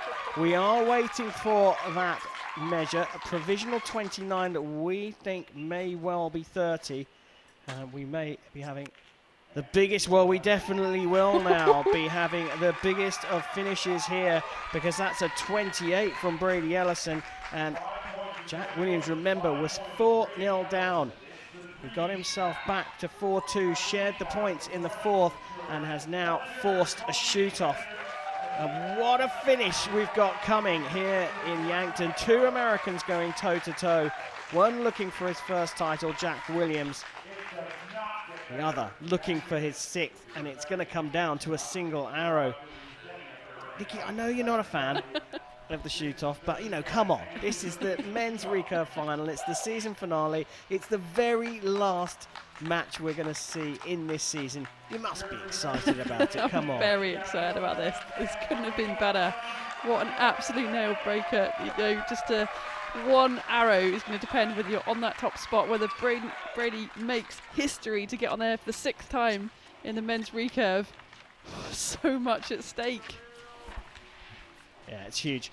They're cleaning the target faces, where they're putting new target faces on there, so there are no holes in the target faces for the shoot-off. That takes a little bit of time. I'm sure they'll get it done pretty quickly, even in these inclement conditions. But we are going to see this finale end on an absolute high. One arrow to find out who is going to be the champion of Yankton. This man looking for title number 6 up against Jack Williams here looking for title number 1. Both going through their processes here, both trying to keep a lid on everything, all the emotion. We can see that it will be Ellison who will shoot first. He's going to put down the marker. Oh, the pressure, the tension, the excitement for us. We don't have to worry about anything. We just get to watch this fantastic sport and a magnificent climax. Who's going to take the title here in Yankton? One arrow, two Americans. Let's go for gold. Brady Ellison to shoot first.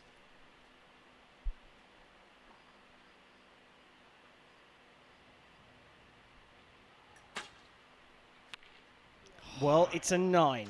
Now, let's not count him out here, but there's room here for Jack Williams. Can he get his first title here in Yankton? He's He's been shooting some high ones. Oh, yes, he can! From 4-0 down, Jack Williams has spoilt Brady Ellison's party. He's fought his way back into the match. It took him 5 sets to draw level, but he was imperious in sets 4 and 5, and in the end, he was left to beat a 9 to take his first ever Hyundai Archery World Cup final crown here in Yankton in 2021. What a brilliant performance from the youngster. Well, that's great to see the two Americans standing side by side, but boy, oh boy, how disappointed is Brady Ellison going to be right now? Unbelievable, you know, 4-0 up, and he had the chance to take it, and twice really, and he just didn't finish the job and allowed Jack Williams to come back to that tiebreak. What a match that was. Yeah, well, we see the future of American recurve archery right here. Jack Williams taking his first title, and, you know, what grit and determination to come back from 4-0 down to take it. That's a sign of someone who's going to be around for a very, very long time. What a performance from Jack Williams at just 21 years old. He becomes only the second American to get a medal here at the Hyundai Archery World Cup final, and he's taken the gold.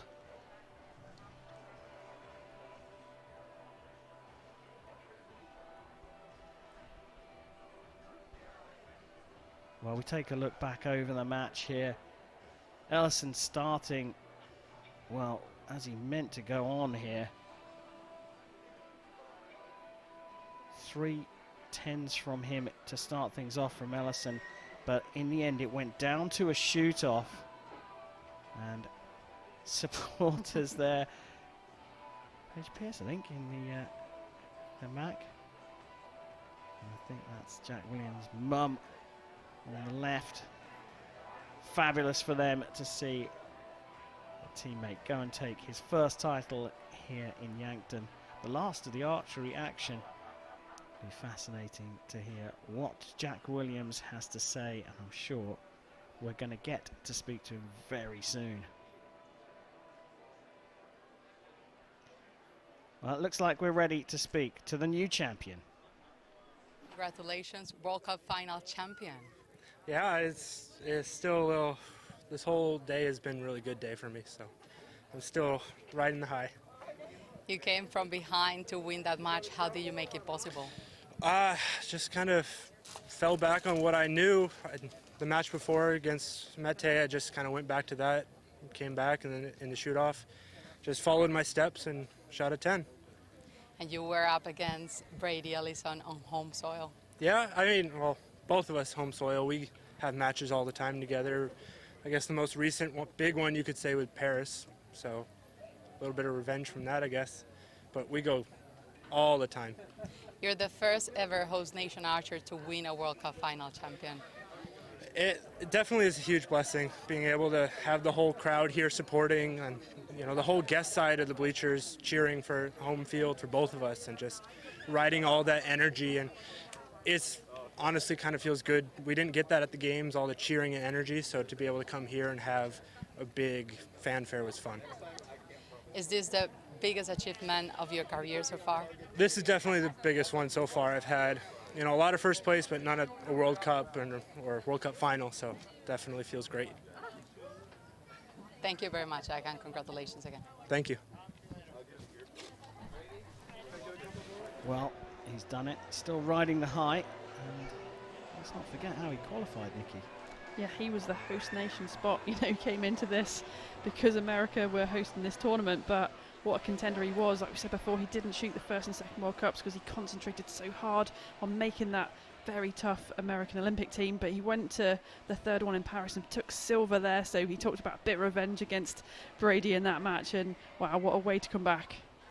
Yeah, certainly is a way to come back. Brady Ellison, though, thoughts go out to him.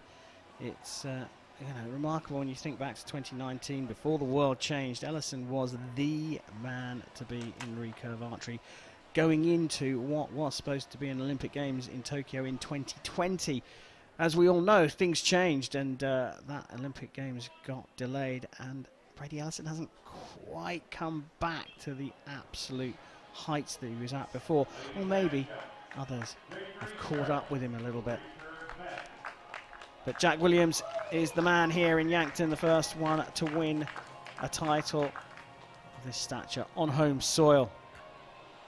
Time now for the medal celebrations. Victory ceremony here for the recurve men at the Yankton 2021 Hyundai Archery World Cup Finals. And what a lineup. 3 amazing archers collecting the medals as it should be. World Cup trophy and checks will be presented by the Consul General of Turkey, Mr. Gifts will be presented by Yankton City Manager Amy Leon.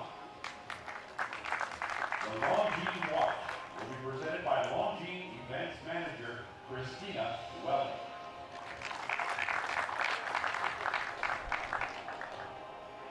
Bronze medal representing Turkey, Mete Gazos.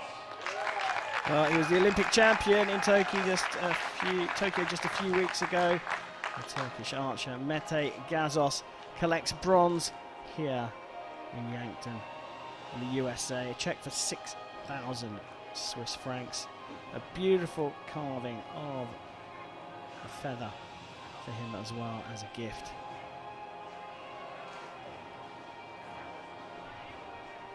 Silver medal representing the United States. It's silver medal number 3 for Brady Ellison. Silver in 2012 in Tokyo, a silver in 2017 in Rome, and now a silver here on home soil in Yankton, South Dakota. A 12,000 Swiss franc check for him. And a carved feather. We know he came here for the gold medal, his 6th title. He was pipped at the post. The man that spoiled the party, well, certainly the Ellison party, has made one of his own tonight. The recurve men's 2021 Hyundai Archery World Cup Finals champion is Jack Williams from the USA, the first man to take the title on home soil. He gets a massive check, and let's not forget, he was the wildcard entry for the USA. Mete Gazos just helping him out here. He knew that there was something else coming, and it's a beautiful Longines watch, one of the sponsors of the tournament, giving a watch to all of the winners. And a great celebration awaits for Jack Williams. But for now, let's celebrate with his national anthem.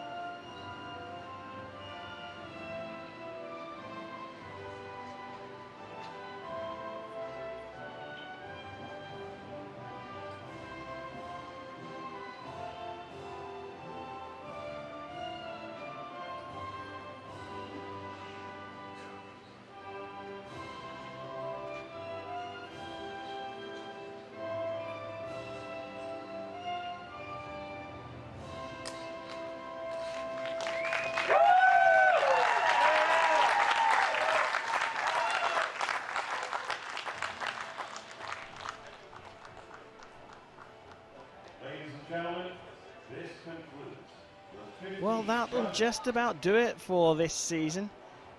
The final victory ceremony is done. Jack Williams on top of the pile from Brady Ellison, the 2 Americans, gold and silver. Mete Gazos from Turkey smiling there with his bronze medal check upside down. But, well, there you go. Brady Ellison sorts him out.